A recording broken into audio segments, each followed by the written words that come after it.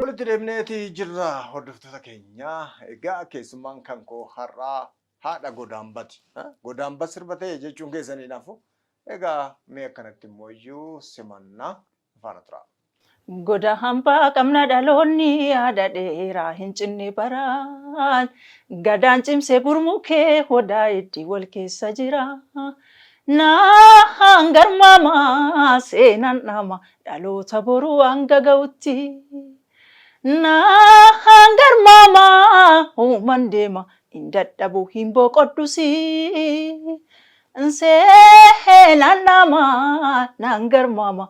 Dhaloota boruu hanga ga'utti. Nan garmaama dhaloota boruu hanga ga'utti jettee egaa caaltuu naannessooti hordoftoota keenya keessummaan kan koo har'aa akka ittiin bohaartanii abdiidanii qaba. Caaltuun baga nagaan dhufte. Baga nagaan Tole egaa caaltuun haadha sirba hedduuti. Kana qofa Godaanbaa qofa otoo hin taane sirboota hedduu uummata Oromoo biraan geessatti jirti. Egaa sirboonni kan kee hundi isaaniitu seenaa qabu. Baay'ee miidhagoodha.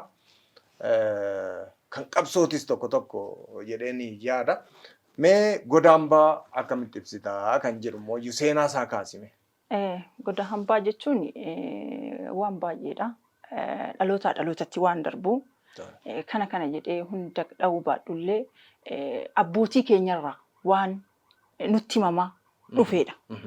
Nu barreeffamaan yookiin kitaabaan yookiin waan tokko ni miti keenya seenaan.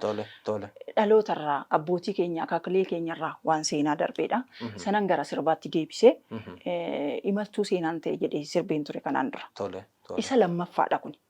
Imaltuun imalee nafe waan ta'eef imalli xumura qabaachuu qaba waan ta'eef isa paartii isaa lammaffaa jechuudha. Kanaaf kana. Mee eenyutu irratti hirmaatee sirboota kanniini sirba baay'ee bareedaadha. Egaa namoonni hedduun intarneetii keessas galanii ilaaluu danda'uuti. Eenyutu irratti hirmaatee seenaan isaa akkamii yeedaloo walaloo warra waraabe akkasitti haa kaasu. Namni irratti hirmaate baay'eedha. Hunda kaasuu baannullee namoota murtaa'een kaafna. Walaloo fi yeedaloo isaa kan naa barreesse Ibrahim Muhammad jedhama. Isa baalee kiyyallee. Ibroo galatoon yaa sirba bareedaadha. Istiidiyoo immoo kan naa hojjete Abrahaam Kidaanii jedhama. Daayirektingii isaa kan hojjete Roobsan jedhama. Isa kaameraa kan hojjete immoo Fitsum jedhama. Baay'eedha. As duuba kan jiran garuu ijoo isaanii kaasaa jirra waan ta'eef isaan hundaa galateeffachuun barbaada asumaanii. Kanaga. Walitti deebinee hordoftoota keenya egaa qophiin keenya immoo bareedee akka simbira gaafa ispoonsaroonni keenya Qarcaashee Tireedingii fi Baankii Awaash ulfaadhaa galatoomaa jennaan egaa keessummaan kan koo har'aa caaltuu naannessooti Godaanbaa sirba jedhu sirba haaraa bareedaan biraan geesse ulfaadhu galatoomii jennaan egaa mee caaleen sirba hedduu uummata keenya biraan geessetti jirta. Artii Oromootiif gumaacha hedduu gumaachiteetii jirta. Lakkoofsaan beekamu hojiin ati hojjette hanga ammaatti meeqa hojjette? Beekamu lakkoofsaan beekamu sirboota 5 hojjette.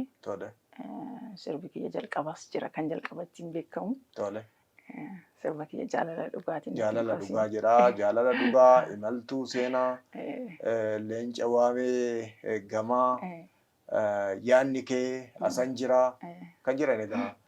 Sukeensiidhaan keenya akkasitti ilaalla jechuudha. Jaalala dhugaatii inni dura. Jalqabni keessa uummata waliin kan walitti na fide jalqabni sirba sitti jalqabe jaalala dhugaatii natti hin qoosinidha. Iddoon dhaloota gara eessatti? Shawaa Bahaati. Kan guddadhe garuu Arsii Lixaa magaalaa Shashamanneeti achumatti baradhee aartiis kan jalqabe achumatti. Akkasi. Kanaafuu baandiiwwan kan akka shaashee fa'aa keessatti hojjette. Baandii shaashee hedduun ta'een jalqabni kiyyanii baay'ee turre barattuu kutaa 8 ture. Baandii xaamraa jedhamu jira. Achi ji'a 6 ture. Barattuun ture. Kutaa 8 waan tureef ani akka tasaatan seenii aartii illee dhufee baandii gaachana poolisii Oromiyaatti makame. Achi amma ta'een hojjette achis gadhiisee baandii duukam. Godaana bees ture. Amma achis baheen jira garuu baandota 3 kanan ture jechuudha. Baay'ee gaariidha gaa jaalala dhugaa kan jedhu sana booda jaalala dhugaa irraa gaafa dabarru immoo kamtu dhufe? Imaltuu. imaltuu seenaa. Baay'ee bareedaadha. Mee inni kun immoo akkamitti ibsa?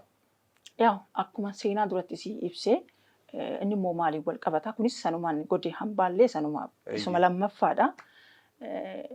Waa'ee sirna gadaatiin wal qabata inni qaroomina ilmaan kush. Galee qaroominni ilmaan kush maali? Kan nuun beekne. Galee an seenaan keenya nu jalaa ookate. Galee waa'ee qaroomina ilmaan kush waa'ee sirna gadaatiin wal qabata.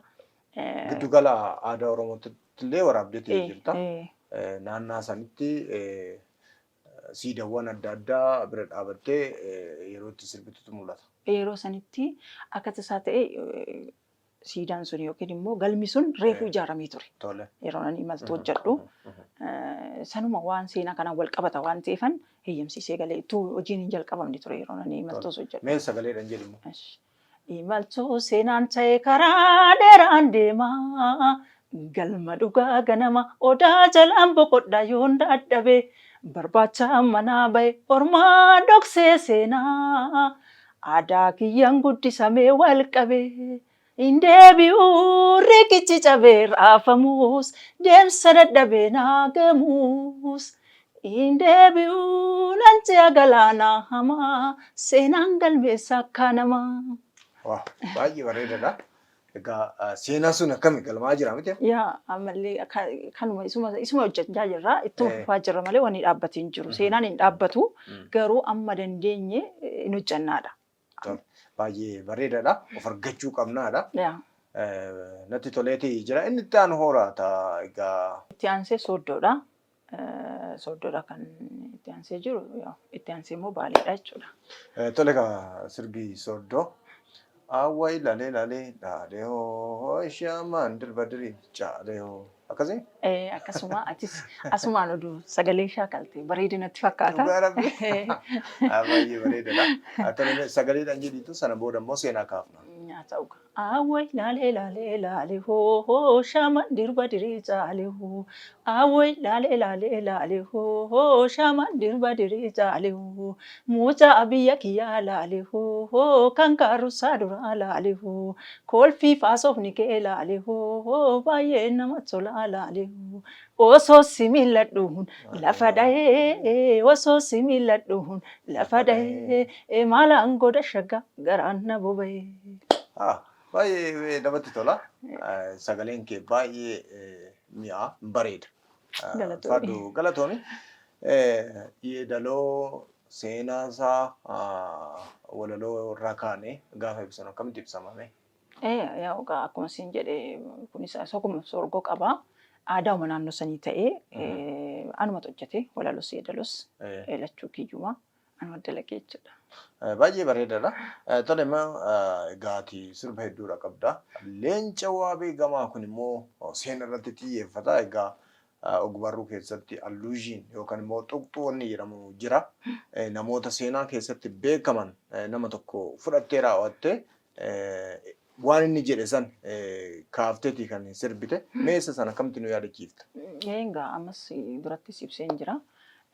Walaloo yeedaloosaa kana kan naa barreesse Ibraahimuma Muhammadii. Isuma seenaa kana kan naa hojjete. Seenaan kun ilmumatu na hojjechiise ilmuma Umar Qeebaloo. Akkasitti hojjetame seenaa naannoo saniiti. Seenaa Baalee, gootota Baalee. Umar Qeebaloo qofa oduun ta'in seenota namoota achi keessatti hirmaatanii jiru. Gara nama afurii akkas maqaa isaanii kaaseen sirbaa ture. Kan waliin qabsaa ture, warra waliin qabsaa turani. Seenaa isaaniiti jechuudha. Mee sagaleedhaan jedhiitu sirba kanaaf irraan sirba kanatti hin jiraantu ta'e. Baalee burqaan lafa seenaa teessoowwan hayyoota keenyaa. Baalee burqaan lafa seenaa maddoota gootota keenyaa. Ni gaaf lafeen har'a geenye dhaloonni haaromse seenaa. Roorroof dhiphuu keessa baanee ifaaf bal'inatti ceenaa. Gootota koo isi faarsaa kan Oromoof taatan aarsaa.